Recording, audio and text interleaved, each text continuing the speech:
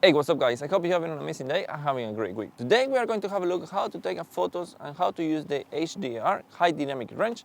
So for that we are going to set up the camera. We are going to use 3 different exposures. We are going to use one for like overexposure, for highlights, and then we are going to use the midtones, and then we are going to use the low exposure is going to be for the shadows. We normally use the exposure meter and set up in 0 values for a good exposure. Right now it's a little bit cloudy, but we are going to pop up the shadows of her, and we are going to pop up the clouds as well. And we don't want the sky to be overexposed or the shadows be underexposed. To set up the HDR, we are going to select Q, and then we can move around the menu in the photo mode, and we are going to we are going to look for exposure composition, and with the dial here, this on the top, we are going to move it, and you can notice we can increase up to 1 stop or 2 stops. Some cameras can increase up to 3 stops or a little bit higher. But in this case, we are going to use only 1 stop. So now we are going to move it, and you can see it's going to, the exposure is going to move as well.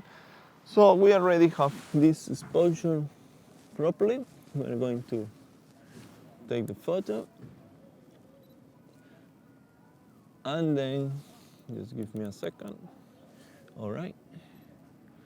And then once we have our exposure, we are going to hold the button. We are going to take 3 photos. Okay, now we already have our photos, and we are ready to go to Lightroom or Photoshop just to merge these photos and start the edits. So let's go to it. Okay guys, once we already have the photos in the computer, we are going to open Lightroom, and we are going to import those photos into Lightroom. So in this case, if we open it, you can see this photo is for the midtones, is the 0 values in the exposure mixture. And then we have this one, a little 1 stops, minus 1 stop. This one is to pop up the highlights, the sky and the clouds, and it's not going to look overexposed the sky.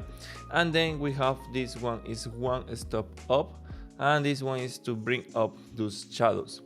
You can see the next example. We have this one for the midtones, we have underexposed, and then we have overexposed. We have this example, and this day was a little bit cloudy, but I have another example I'm going to show you after I show you how to merge these photos. That is other example is with more bright, with more sun day, and you're going to see more the contrast. So let's go here, let's merge those photos. We are going to select the first one, and then holding shift we are going to select the third one.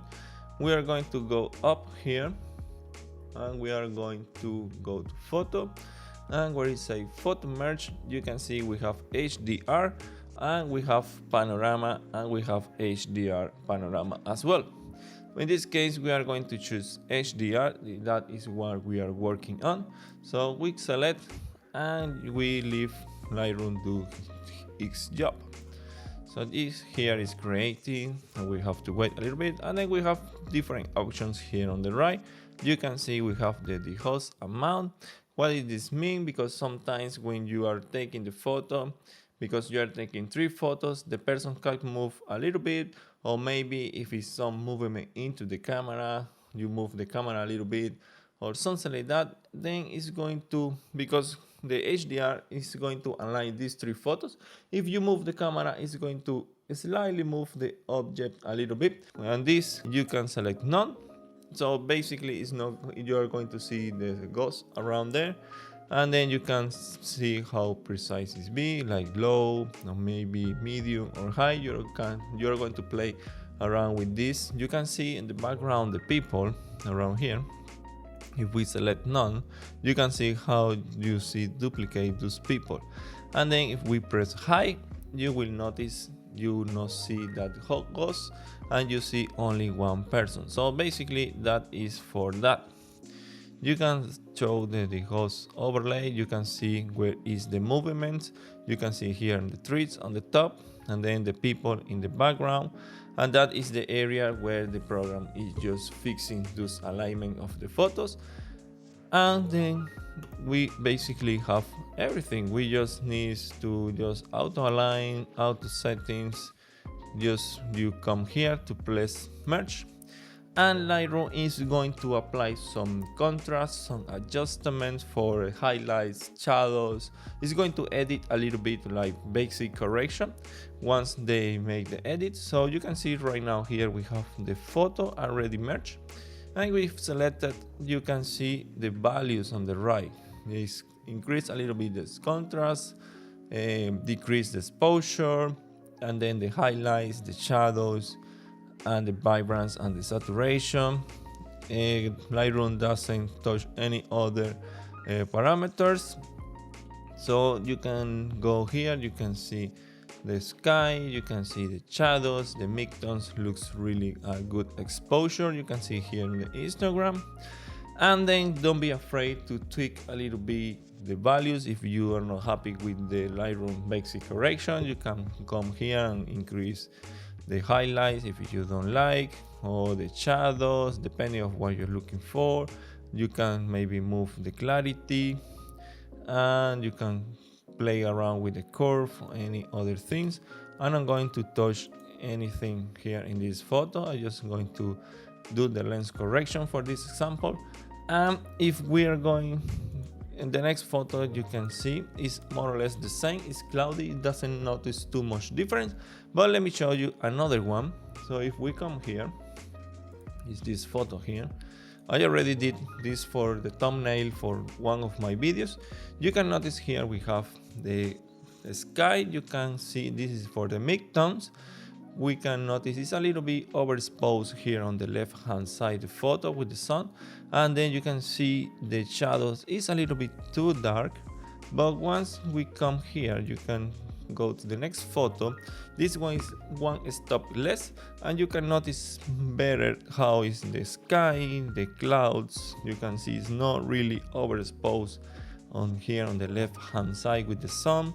And then if we go for the overexposed, you can notice how the shadows pop up. You can see more details on the shadows here on the left, and then here on the right hand side you can see a little bit more of my face.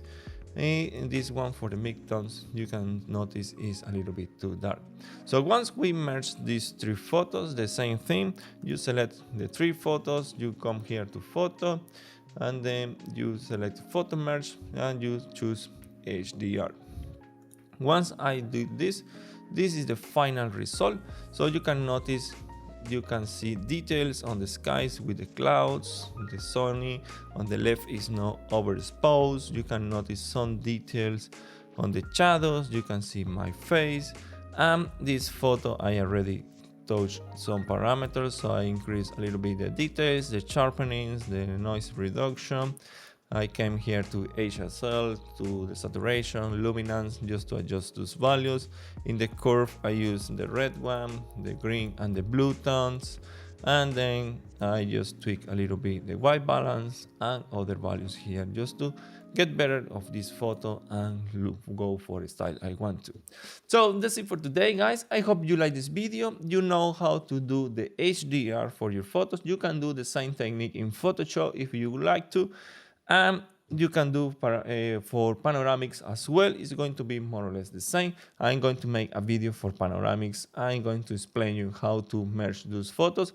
In that case, instead of using Lightroom, I'm going to show you how to use in Photoshop, and you can get better idea how to use Lightroom or Photoshop for your photos. So don't forget to leave your comment below if you have any question. If you want to see more content like this, hit the like button, subscribe if you're not, and see you guys in the next video. Peace.